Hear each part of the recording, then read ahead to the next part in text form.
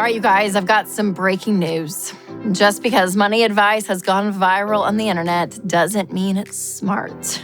Just because a company offers a special promotion doesn't mean it promotes your financial growth. Lately, I've seen a few videos that have become popular on social media with financial parenting advice that actually is more harmful than helpful. I mean, I've seen some promote credit cards, specifically geared towards kids, and it's a little concerning. So here's how to avoid 4 money gimmicks that will end up costing you and your family. And if you know me, number 4 is a total plot twist for me, so stick around to the end. All right, first, let's kick it off in the toy aisle or the toy section of your Amazon app. Fisher-Price, a popular children's toy brand, is offering a special credit card that earns 1% cash back and 2% if you choose to deposit your earnings into a 529 account. For anyone that doesn't know, a 529 plan functions like a Roth IRA, except the funds are used for educational purposes instead of retirement. So that means you can withdraw your earnings tax-free when it's time to pay for college tuition or textbooks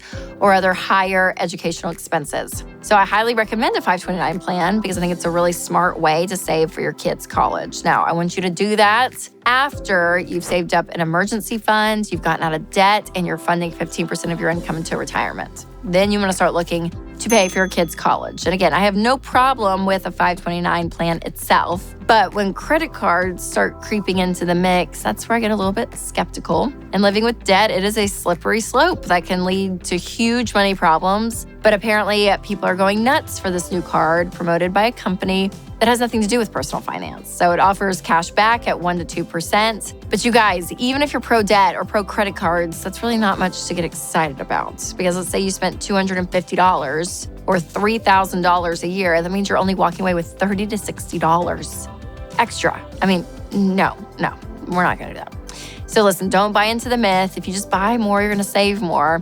In this case, it's simply an effective move just to keep it simple, okay? So forcing yourself to live in the chaos and the crunch of like looking at numbers and then spend to get this little reward back for points or cash back, it's really not worth the risk. And research shows that you are way more likely to spend more with a credit card over a debit card or cash. So again, call me old-fashioned, but spending less and saving more is still a perfectly fine option. And when it comes to your kids' future, you'd rather be safe than sorry. The second viral gimmick has to do with potential of ruining your kids' financial future, and that is Gerber life insurance. So basically, it is whole life insurance for your baby, which is not necessary because actually whole life is never a wise choice, whether you're a baby or a grown-up. That's why we always recommend term life insurance. But it's only necessary when you have someone else dependent upon your income. That's when you need life insurance. So here's a quick look between the two. So whole life insurance, again, it's for your whole life.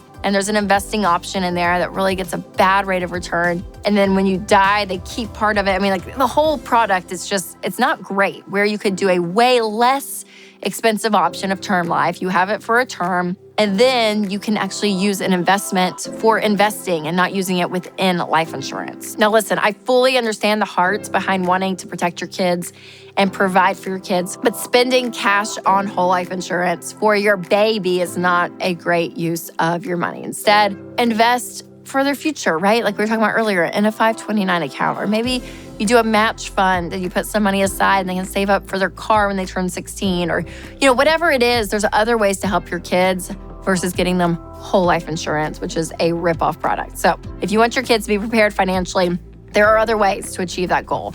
And I'm actually have a video that explains exactly what this is. So I'll put a link down below so you can check that out.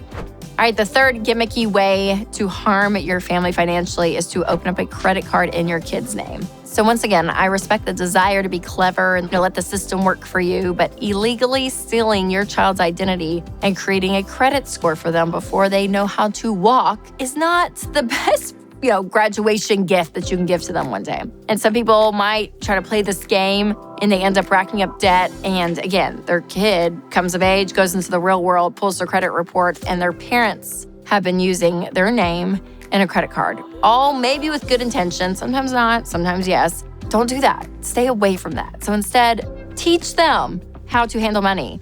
Teach them where money comes from.